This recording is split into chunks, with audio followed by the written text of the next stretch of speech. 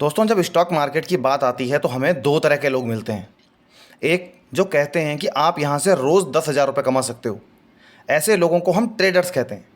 और दूसरे वो लोग जो कहते हैं कि आपको लॉन्ग टर्म में यहाँ से लगभग 12 से 15% तक के रिटर्न आसानी से मिल सकते हैं, जिससे आप लॉन्ग टर्म में करोड़पति बन सकते हो। ऐसे लोगों को हम इन्वेस्टर कहते हैं। अब आपके मन में सवाल आ रहा होगा कि आपको कौन सा रास्ता चूज़ करना चाहिए, कौन सा रास्ता आपके लिए अच्छा है। दोस्तों, आज की इस वीडियो में मैं आपको बताऊंगा कि आपको स्टॉक मार्केट में पैसा कमाने के लिए किस रास्ते का चुनाव करना है। दोस्तों, सबसे पहले बात करते हैं ट्रेडिंग की। ट्रेडिंग में आप रेगुलर फ्रिक्वेंसीज़ में shares, futures, commodities, gold, currencies और ऐसी चीज़ों को बाई और सेल करते हो, वो भी बहुत छोटे अंतराल में। कुछ ट्रेडर्स तो कुछ मिनटों में, कुछ घंटों में या फिर सेम डे में भी शेयर को खरीद कर बेच देते हैं। इसमें आपका एक ही गोल होता है कि सस्ते में खरीदना और महंगे में बेचना, जिससे आपको प्रॉफिट हो सके। यहाँ हम मेजरली शेयर्स की ट्रेडिंग के बारे में बात कर रहे हैं। वहीं इन्वेस्टिंग में आप किसी शेयर को उसके फंडामेंटल्स के बेस पर और पूरी जांच पड़ताल करके, पूरी रिसर्च के बाद खरीदते हो और लॉन्ग टर्म तक, मतलब 10, 15 या 20 सालों तक या फिर पूरी लाइफ होल्ड करके रखते हो।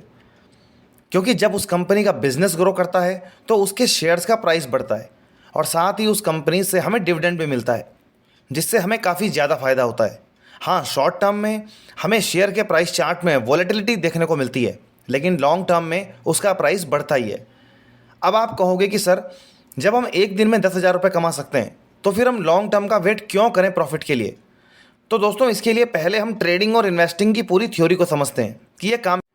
दोस्तों, आपने अक्सर सुना होगा कि उस शेयर को ले लो, वो ऊपर जाने वाला है, उसमें न्यूज़ आई है।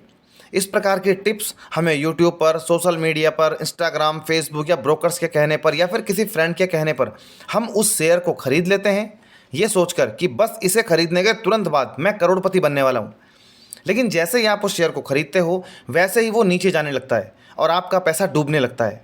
अब आप अपने पैसों को बचाने के चक्कर में लॉस बुक करके वहाँ से बाहर निकल जाते हो और फिर शेयर मार्केट को भला बुरा कहते हो। कुछ लोग तो ब्रोकर्स के मार्जिन का यूज़ करके या उधार के पैसों से डे ट्रेडिंग करते हैं, जिससे कुछ ही घंटों में उनकी कैपिटल सुहा हो जाती है।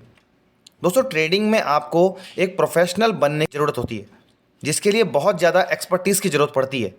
ये उन लोगों के लिए है जिन्होंने सालों तक इसको सीखा है, इसकी बारीकियों को समझा है, जिनके पास काफ़ी ज़्यादा कैपिटल है। अगर किसी दिन उन्हें थोड़ा बहुत नुकसान हो भी जाए तो उन्हें कुछ खास फर्क उससे नहीं पड़ता है। लेकिन एक रिटेल ट्रेडर बहुत छोटी कैपिटल के साथ बिना सीखे जब ट्रेड करता है तो उसके पैसों का डूबना तय है। बड़े बड़े ट्रेडर्स भी यहाँ अपने इमोशंस पर कंट्रोल नहीं रख पाते। दोस्तों, जेसी लिवरमोर का नाम आपने सुना होगा। जेसी लिवरमोर एक अमेरिकन स्टॉक ट्रेडर थे। लिवरमोर दुनिया के सबसे महान ट्रेडर्स में से एक हैं। 1929 के अमेरिकन स्टॉक मार्केट क्रैश में जहां सब लोग अपने पैसे को डूबते हुए देख रहे थे, वहीं लिवरमोर ने उस समय एक दिन में $1 मिलियन कमाए, जिन्होंने एक समय में ट्रेडिंग से इतना पैसा बनाया कि वो दुनिया के सबसे अमीर आदमियों में से एक थे उस समय। उनके ट्रेडिंग रूल्स आज भी स्टॉक मार्केट में सच साबित होते हैं। अब ये उनकी लाइफ का एक पक्ष है। अब देखते हैं दूसरा पक्ष। दोस्तों, जैसे लिवरमोर के ट्रेडिंग रूल के होते हुए भी उन जैसा महान ट्रेडर अपने ऊपर कंट्रोल नहीं रख पाया, अपने इमोशंस पे कंट्रोल नहीं रख पाया और उन्हें स्टॉक मार्केट में बहुत ज़्यादा नुकसान हुआ और उनके ऊपर काफ़ी ज़्यादा कर्ज हो गया। जिसके बाद उन्होंने 1940 में 63 ईयर्स की एज में होटल के एक कमरे में खुद की गोली मारकर आत्महत्या कर ली। अब आप सोचिए, जिस महान ट्रेडर ने जिस ट्रेडिंग से इतनी बड़ी दौलत हासिल की हो और आखिरी में वो उसी ट्रेडिंग से कंगाल हो गया हो और आखिर में उस इंसान की जान चली गई। सिर्फ एक गलती आपको स्टॉक मार्केट में बहुत भारी पड़ सकती है। दोस्तों, ट्रेडिंग एक ऐसा जुनून है जहां आपकी पैसा कमाने की लत आपको एक दिन बर्बाद करके छोड़ती है।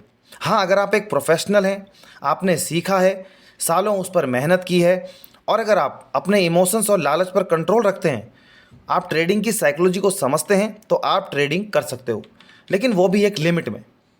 पैसों का अंधा लालच और ट्रेडिंग के जुनून का पागलपन आपको कंगाली के अलावा कहीं लेकर नहीं जाएगा। अब बात करते हैं दोस्तों इन्वेस्टिंग की। इन्वेस्टिंग में आप किसी शेयर को उसके बिजनेस और स्ट्रॉन्ग फंडामेंटल्स के बेस पे खरीदते हो। अगर आपकी रिसर्च कहती है कि ये बिजनेस भविष्य में ग्रो करेगा, तो आप उस बिजनेस की लीडर कंपनी में इन्वेस्ट कर सकते हो। हम सब ने राकेश झुनझुनवाला जी की स्टोरी को सुना है, जिन्होंने 2002-3 में टाइटन के शेयर में तब इन्वेस्ट किया था जब वो अपने शुरुआती दौर में था और आज 20 साल बाद भी वो स्टॉक उनके पोर्टफोलियो में है।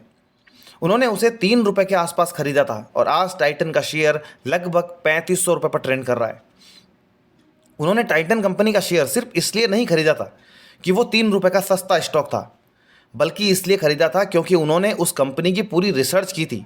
वो जानते थे कि टाइटन कंपनी के बिजनेस मॉडल की भविष्य में बहुत ज़्यादा ग्रोथ होगी।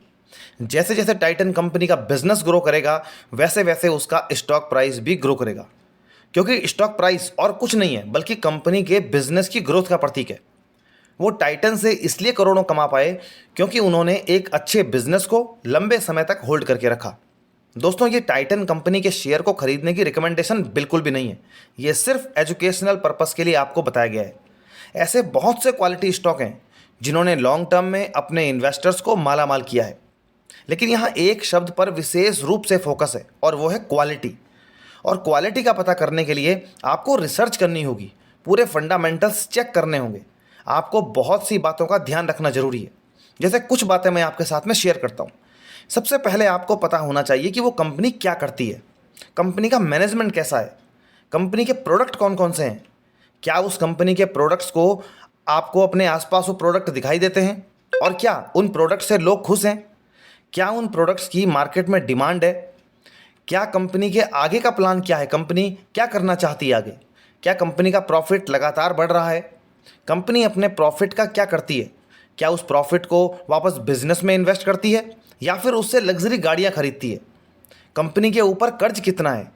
जितना ज़्यादा कर्ज कंपनी के ऊपर होगा वो एक बहुत बड़ी प्रॉब्लम का संकेत है, क्योंकि ज़्यादा कर्ज वाली कंपनी आपको भविष्य में पैसा बनाकर नहीं देगी। आपको ये भी देखना होगा कंपनी के पास एसेट्स कितनी है। दोस्तों, बहुत सारी ऐसी चीज़ें हैं जिनकी आपको रिसर्च करनी चाहिए और पूरी रिसर्च के बाद ही आपको किसी शेयर को सिलेक्ट करना चाहिए और उसके बाद उसमें इन्वेस्ट करना चाहिए।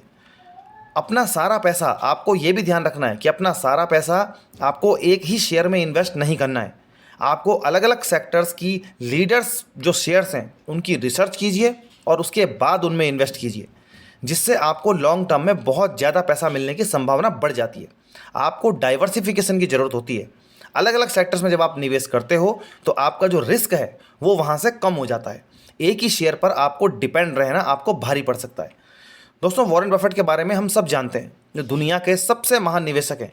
उन्होंने 11 साल की उम्र से इन्वेस्टिंग स्टार्ट की थी और आज वो दुनिया के 5वें सबसे अमीर इंसान हैं। उनकी वेल्थ का मैक्सिमम पोर्शन उनके 50वें जन्मदिन के बाद उनके पास आया।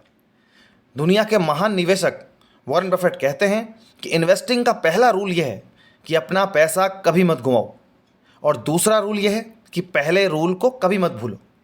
आपको पहले अपनी कैपिटल को सुरक्षित रखना जरूरी है।